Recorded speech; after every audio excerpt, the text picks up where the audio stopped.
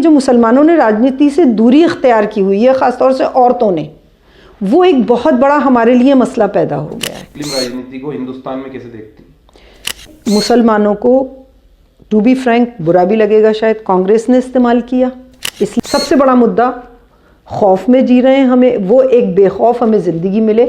और तो ऐसा क्यों कि मुसलमान और दलितों को फ्रंट में लेके चलना? इसके अलावा भी तो लोग हैं। एक जो हमेशा से टेक लगता है, MIM राजस्थान में नहीं थी, जिन जिन प्रदेशों में थी कटवा गैंग के रूप में, मेनली कांग्रेस के वोट काटेगी, SDPI को भी वही नाम मिला। अस्सलाम वालेकुम रहमतुल्लाह। आज के इस एपिसोड में हम हैं यास्मीन फारूकी जी के साथ, जिनको किसी इंट्रोडक्शन की ज़रूरत नहीं है। नेशनल लेवल पे कई सालों से वुमेन्स के लिए और जितने भी सामाजिक मुद्दे हैं वो उठाती आ रही हैं। तो आज इस एपिसोड में हम उनसे बात करेंगे उनके राजनीतिक करियर को लेके, जो जो काम उन्होंने किए। इसके अलावा SDPI की नेशनल लेवल की जिम्मेदार हैं, SDPI से रिलेटेड भी बातें उनसे होगी। तो सबसे पहले तो मैं आपका बहुत बहुत खैर मकदम करता हूँ इस एपिसोड में। और पहला सवाल आपसे ये है कि जितने वक्त का आपका राजनीतिक करियर गुजरा, उसमें राजनीति से हटके व्यक्तिगत रूप से आपने लोगों के लिए, आवाम के लिए क्या काम किए? राजनीतिक अगर आप कैरियर मेरा कहें तो ज़्यादा लंबा नहीं है, क्योंकि मैंने 8-10 साल पहले ही, 10 या 15, जब भी SDPI का आपने जैसा भी हवाला दिया है, जन्म लिया है, मैं तब से एक अच्छा काम देखते हुए उनकी मेंबर बनी। लेकिन मेरा जो काम था, जो मुझे कहना नहीं चाहिए और जो मुझे अच्छा भी नहीं लगता ये चीज़ें जताना, क्योंकि मेरा हर काम अल्लाह के लिए होता है, इंसानों के लिए नहीं होता है। 92-93 में जब बाबरी मस्जिद का मसला खड़ा हुआ था, तब हमने एक एसोसिएशन बनाई थी, मुस्लिम वीमेन वेलफेयर सोसाइटी, और उसके तहत हमने काम करना शुरू किया था। और अगर आप इतने लंबे सफ़र की मुझसे तफसील चाहोगे तो मुझे याद भी नहीं है। 10 साल मैंने फैमिली कोर्ट में as a counsellor, government counsellor काम किया है। उसके बाद 10 साल में हाई कोर्ट परमानेंट लोक अदालत मेंबर, मतलब यूँ समझ लीजिए कि एक सोशल वर्क को जब बनाया गया था फर्स्ट, मैं थी हाई कोर्ट परमानेंट लोक अदालत मेंबर, और जब अब ख़त्म किया गया तो उस वक्त भी मैं थी। तो काम के अगर अब बेटे आप बात करेंगे तो बहुत बहुत लंबी तफसील है, और मैं चाहूँगी भी नहीं कि एक अच्छे किए हुए काम को मैं गिनवाए जाऊँ। उनमें हज़ारों औरतों के काम किए होंगे, फैमिली काउंसलिंग के, कभी बहुत बार मेडिकल एड भी दी है, जहाँ दंगे फसाद हुए वहाँ पे जाके अगर पुलिस में बात करनी है वो भी की है। अब वो बहुत तफसील है, बच्चे अच्छा भी नहीं लगता कि मैं उन चीज़ों को दोहराऊं या बात करूं। वो आप अगर आम लोगों से पूछोगे और वो कुछ बताएं तो ज़्यादा अच्छा लगेगा, मेरे मुंह से बोलना अच्छा नहीं लगेगा। अच्छा, सोशल वर्क आपने किया लोगों के लिए, तो उससे जो कन्वर्ट हुई आप पॉलिटिकली, तो उसमें क्या ऐसा आपको लगा? प्रॉब्लम ये हुई कि जब बहुत अंदर तक हम जाते हैं, देखिए बहुत लंबा सफ़र है ये, इस बात को मैं तारीफ़ के नहीं कह रही, मैं एक आम सी बात कह रही हूँ जो मेरा बेटा कहता है कि दुनिया में बदलाव चाहिए और बदलाव आना ज़रूरी होता है। हर आप क्रांति देखेंगे, फ्रांस की देखें या रशिया, कहीं की भी पुराने उसकी क्रांति देखेंगे, या हिंदुस्तान की भी, तो वो कहीं ना कहीं बदलाव की ज़रूरत थी। हम लोग पढ़े लिखे थे, एजुकेशनल फैमिली थी, लेकिन बाहर निकलने की इतनी परमिशन नहीं थी। तो आप ये मानिए कि 4 बच्चों की माँ, घरूसी औरत, हाँ ग्रेजुएशन किया हुआ था, ये मेरे फैमिली की मेरे पे एहसान है कि उन्होंने उस ज़माने में भी मुझे पढ़ाया लिखाया था, लेकिन उतनी बड़ी सोच नहीं थी। राजनीतिक सोच उस वक्त बनी जब हम मैदान में आए, तो हमें ऐसा लगा कि ये जो मुसलमानों ने राजनीति से दूरी इख्तियार की हुई है, ख़ासतौर से औरतों ने, वो एक बहुत बड़ा हमारे लिए मसला पैदा हो गया है। उस वक्त दिमाग में ये आया कि नहीं, हमें राजनीति में भी भाग लेना चाहिए। और वो सोच जो है ना, वो एक बहुत बड़ा बवंडर सी बनी कि नहीं ये तो गलत हो रहा है। और हम जो इस चीज़ से ये सोच के दूरी बना हुए हैं कि आपने आम सी ज़बान ये है कि अरे यहाँ गंदगी बहुत है, औरतों की इज्जत नहीं होती, ये नहीं होता, वो नहीं होता, वो थोड़ा एक खौफ था। तो जब SDPI में एक बहुत अच्छा इज्जत मिली और एक ये रिगार्ड मिला कि औरत की इज्जत करना कितना ज़रूरी है, तो वो मैंने और पार्टी के पहले उसे चूज़ किया, और वहीं से मेरा एक दिमाग बना कि राजनीति में भी मुस्लिम औरतों को काम करना चाहिए। अगर पॉलिटिक्स की बात करें या सोशल वर्क की, तो आपने दोनों में ही नेशनल लेवल पे काम किया। यस। अगर मुस्लिम राजनीति की बात करूं तो आप मुस्लिम राजनीति को हिंदुस्तान में कैसे देखती हैं?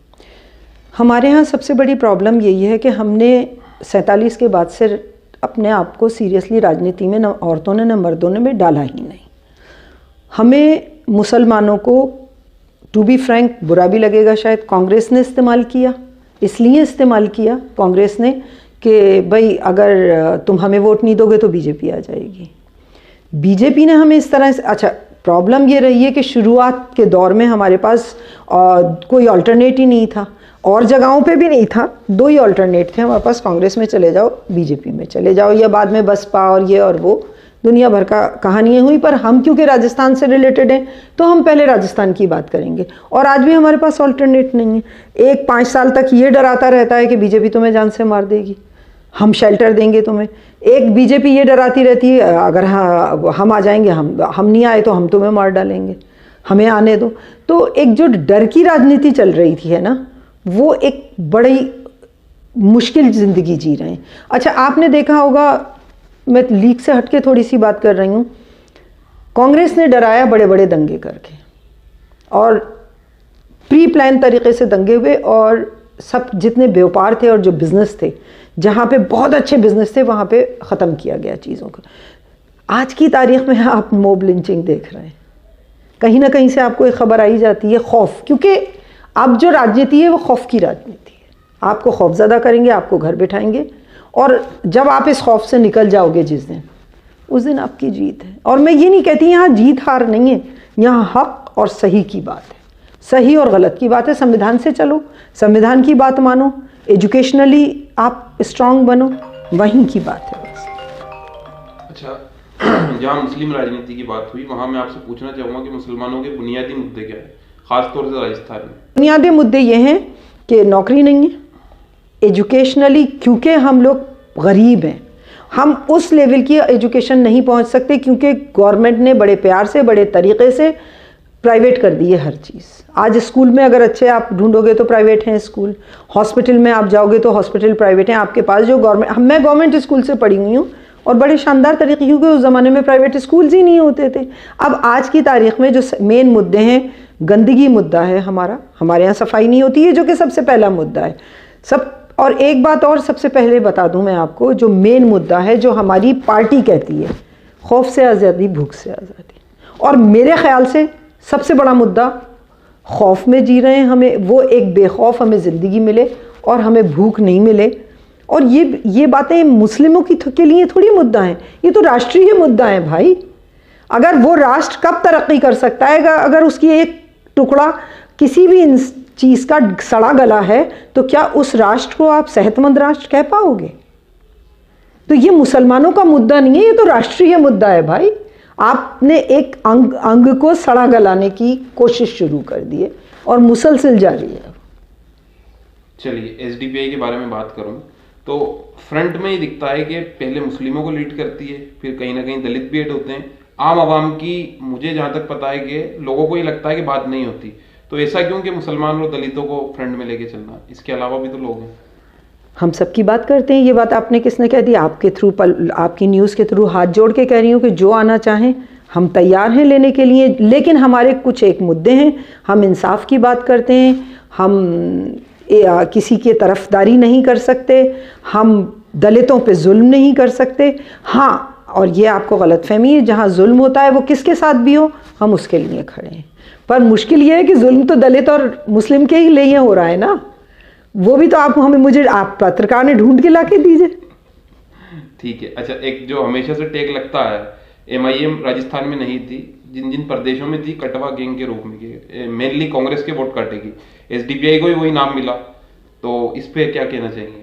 बड़ा खुला आपके पास सबूत है। हम लोगों ने पिछले टर्म में 25-30 सीटों पे लड़ने की कोशिश की थी, पर जब हमें ये लगा कि हम जहाँ खड़े होंगे मुस्लिम खड़ा होगा या दलित खड़ा होगा और हम हराएंगे उन्हें, हमने कितनी कुर्बानी बड़ी पिछले टाइम पे दी है। आप लोगों को किसी को नज़र नहीं आ रहा कि हमने उन सब सीटों पे से अपने नाम वापस लिए सिर्फ इसीलिए कि एक गवर्नमेंट बने और वो सपोर्ट करे। हमें क्या दिया उस गवर्नमेंट ने?